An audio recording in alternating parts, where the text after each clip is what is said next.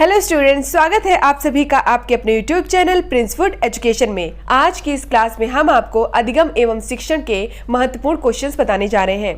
पहला क्वेश्चन है, वर्तमान शिक्षा किस पर केंद्रित है? वर्तमान शिक्षा किस पर केंद्रित है? आपका आंसर है छात्र केंद्रित है। वर्तमान शिक्षा जो है वो किस पर केंद्रित है? छात्र केंद्रित है, मतलब छात्र को केंद्र में रखकर शिक्षा प्रदान की जाती है। नेक्स्ट क्वेश्चन है और इम्पोर्टेंट क्वेश्चन है, वुंट ने मनोविज्ञान प्रयोगशाला की सर्वप्रथम शुरुआत कब की थी? विलियम वुंट ने सन 1879 में, कब? 1879 में लिपजिग जर्मनी में प्रथम मनोवैज्ञानिक प्रयोगशाला की स्थापना की। किसने की? विलियम वुंट ने की। और कब की? 1879 में लिपजिग जर्मनी में प्रथम मनोवैज्ञानिक प्रयोगशाला की स्थापना की। नेक्स्ट क्वेश्चन है, शिक्षा मनोविज्ञान का केंद्र बिंदु कौन होता है? तो बालक जो होता है वो शिक्षा मनोविज्ञान का केंद्र बिंदु होता है। नेक्स्ट क्वेश्चन है, स्किनर का संबंध मनोविज्ञान के किस संप्रदाय से है? कहने का तात्पर्य ये है कि स्किनर जो है वो किस वाद से रिलेटेड है। स्किनर का संबंध मनोविज्ञान के किस संप्रदाय से है या किस वाद से है? तो स्किनर जो है वो व्यवहारवादी है। कौन है? व्यवहारवादी। तो स्किनर का संबंध मनोविज्ञान के व्यवहारवाद संप्रदाय से संबंधित है। नेक्स्ट क्वेश्चन, प्रयोगात्मक विधि में सम्मिलित होता है। तो प्रयोगात्मक विधि में आत्मनिष्ठ निरीक्षण और वस्तुनिष्ठ परीक्षण सम्मिलित होता है। प्रयोगात्मक विधि में आत्मनिष्ठ निरीक्षण और वस्तुनिष्ठ परीक्षण सम्मिलित होता है।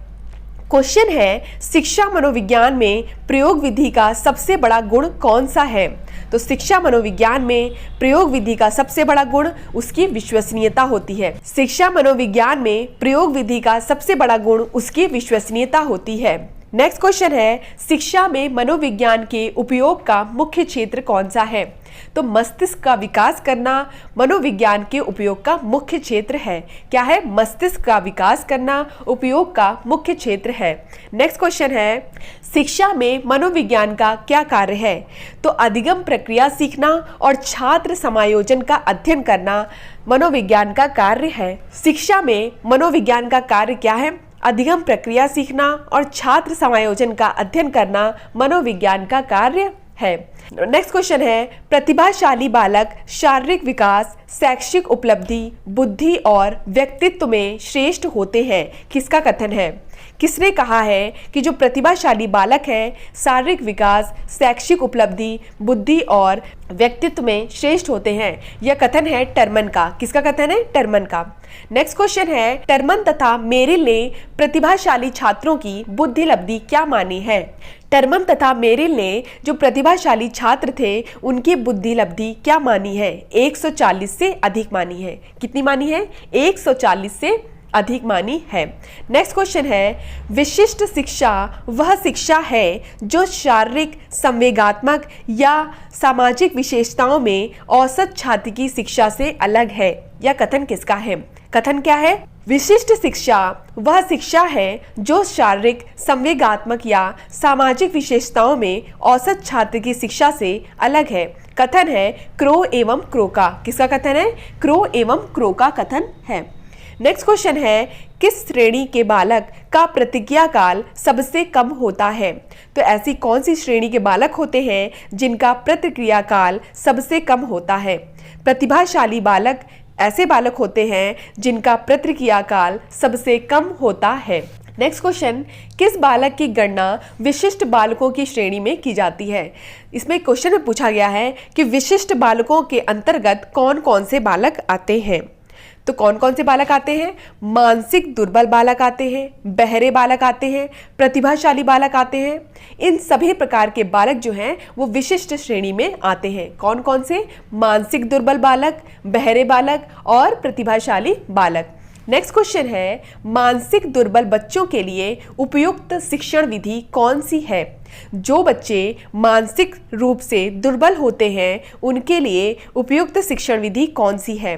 तो प्रदर्शन विधि जो है वो मानसिक दुर्बल बच्चों के लिए उपयुक्त विधि है। कौन सी विधि? प्रदर्शन विधि।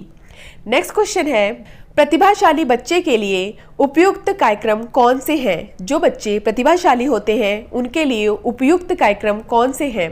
पाठ्यक्रम की समृद्धि, दूसरा है विशिष्ट कक्षा का प्रबंध, तीसरा है तीव्र कक्षोन्नति और चौथा है उपयुक्त सभी। तो पाठ्यक्रम की समृद्धि ये भी एक उपयुक्त कार्यक्रम है, विशिष्ट कक्षा का प्रबंध ये भी उपयुक्त कार्यक्रम है और तीव्र कक्षोन्नति भी प्रतिभाशाली बच्चों के लिए उपयुक्त कार्यक्रम है। और क्या आंसर हो जाएगा आपका?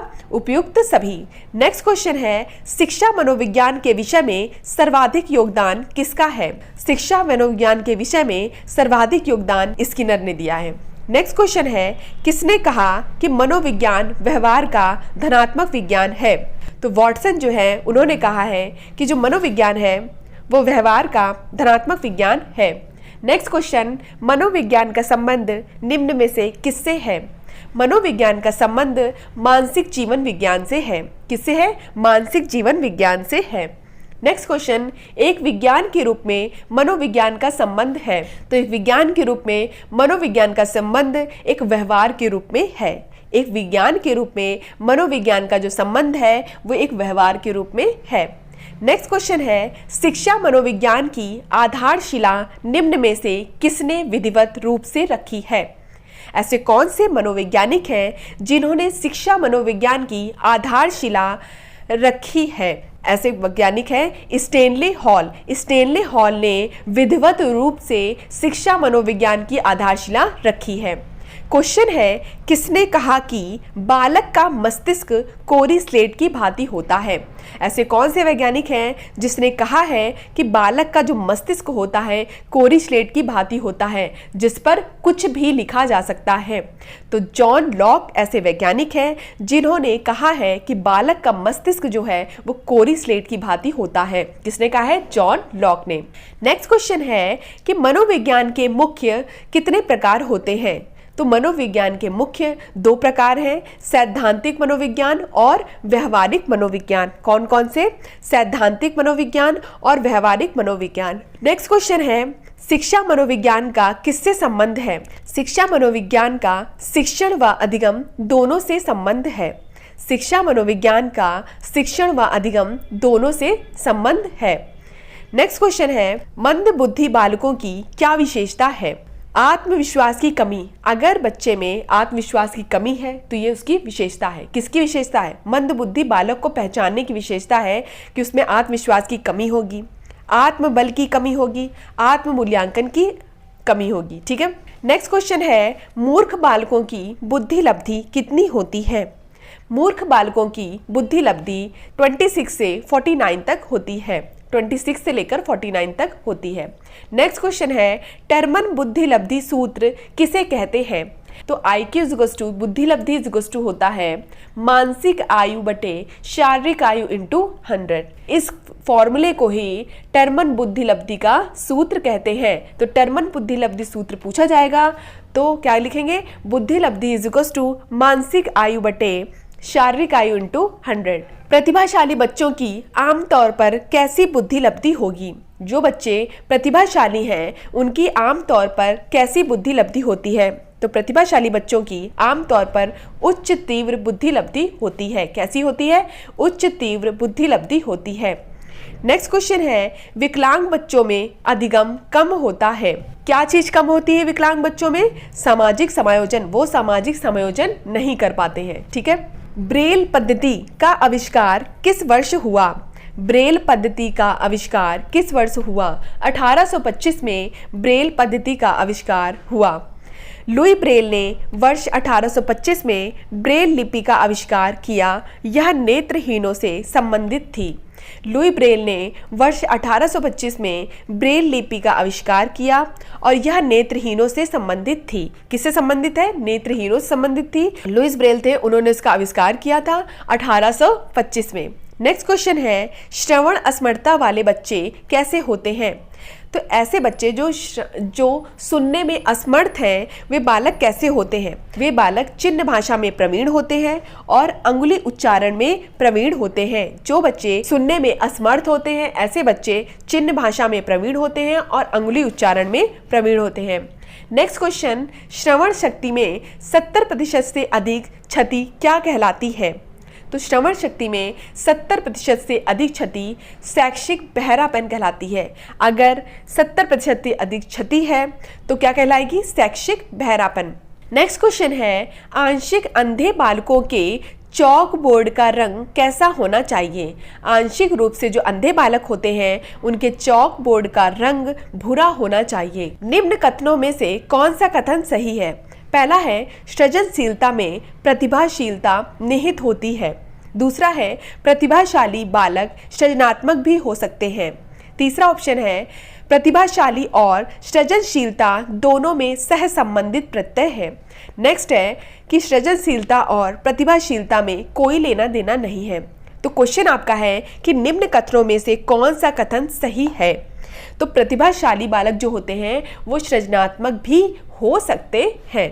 टर्मन के अनुसार प्रतिभाशाली बालकों में क्या पाई जाती है? उनमें मौलिकता, आनंद वृत्ति और सामान्यीकरण जैसी प्रवृत्तियां पाई जाती हैं। जो प्रतिभाशाली बालक होते हैं उसमें मौलिकता पाई जाती है, आनंद वृत्ति पाई जाती है और सामान्यीकरण जैसी भावना पाई जाती है। नेक्स्ट क्वेश्चन है कि अधिगम विकलांग बच्चे कैसे होते हैं? तो निम्न उपलब्धि वाले बच्चे होते हैं। कैसे होते हैं? निम्न उपलब्धि वाले बच्चे होते हैं। नेक्स्ट क्वेश्चन है, अली यावर जंग राष्ट्रीय संस्थान कहाँ स्थित है? अली यावर जंग राष्ट्रीय संस्थान कहाँ स्थित है? मुंबई में स्थित है। कहाँ पे स्थित है? मुंबई में स्थित है। नेक्स्ट क्वेश्चन है, सीखने की क्षमता ही बुद्धि है, यह किसने कहा है? तो यह किसका कथन है कि सीखने की क्षमता जो है वही बुद्धि है? वैश्लर ने कहा है कि सीखने की क्षमता ही बुद्धि है। नेक्स्ट क्वेश्चन है, टर्मन की बुद्धि संबंधी परिभाषा किससे संबंधित है? तो टर्मन की बुद्धि संबंधी परिभाषा जो है वो चिंतन से संबंधित है। किससे संबंधित है? चिंतन से संबंधित है। टर्मन की जो बुद्धि संबंधी परिभाषा है वह किससे संबंधित है? चिंतन से। नेक्स्ट क्वेश्चन है, फ्रीमैन ने बुद्धि की परिभाषा श्रेणी में किसकी परिभाषा को मान्य माना है? फ्रीमैन जो वैज्ञानिक है उन्होंने बुद्धि की परिभाषा श्रेणी में किसकी परिभाषा को मान्य माना है? तो किसकी परिभाषा को मान्य माना है? वैश्लर की परिभाषा को, क्योंकि वैश्लर ने क्या कहा था? सीखने की क्षमता ही बुद्धि है। तो फ्रीमैन ने बुद्धि की परिभाषा श्रेणी में सबसे अधिक उपयुक्त जो परिभाषा मानी है वो वैश्लर की परिभाषा मानी है। किसकी? वैश्लर की। नेक्स्ट क्वेश्चन है, बुद्धि विभिन्न योग्यताओं का योग है, किसने कहा? बुद्धि जो है वो विभिन्न योग्यताओं का योग है, यह कोलसेनिक ने कहा। किसने कहा? कोलसेनिक ने कहा कि बुद्धि जो है वो विभिन्न योग्यताओं का योग है। नेक्स्ट क्वेश्चन है, बुद्धि कितने प्रकार की होती है? तो बुद्धि जो होती है वो 3 प्रकार की होती है। कौन कौन सी? अमूर्त बुद्धि, सामाजिक बुद्धि और यांत्रिक या मूर्त बुद्धि। यांत्रिक बुद्धि को ही मूर्त बुद्धि कहते हैं। ठीक है, तो कौन कौन से प्रकार हो गए? अमूर्त बुद्धि, सामाजिक बुद्धि, यांत्रिक या मूर्त बुद्धि। ठीक है, बुद्धि के जो 3 प्रकार हैं वो थॉर्नडाइक ने बताए हैं। किसने बताए हैं? थॉर्नडाइक ने बताए हैं। नेक्स्ट क्वेश्चन है कि अमूर्त बुद्धि को क्या कहा जाता है? अमूर्त बुद्धि को और किस नाम से जाना जाता है? तो सैद्धांतिक बुद्धि। अमूर्त बुद्धि को सैद्धांतिक बुद्धि के नाम से भी जाना जाता है। और मूर्त बुद्धि को क्या कहा जाता है? मूर्त बुद्धि को व्यवहारिक बुद्धि कहा जाता है। किस नाम से जाना जाता है मूर्त बुद्धि को? व्यवहारिक बुद्धि के नाम से। तो इस तरह से हमने अधिगम एवं शिक्षण के कुछ इंपॉर्टेंट क्वेश्चंस करे। नेक्स्ट वीडियो में हम इसके आगे क्वेश्चंस करेंगे। आगरा यूनिवर्सिटी की बीएड की सभी क्लासेस देखने के लिए डिस्क्रिप्शन में दिए गए लिंक पर जाकर आप देख सकते हैं। पीडीएफ के लिए आप स्क्रीन पर दिए गए व्हाट्सएप नंबर में मैसेज कर सकते हैं। धन्यवाद, मिलते हैं अपनी नेक्स्ट क्लास में।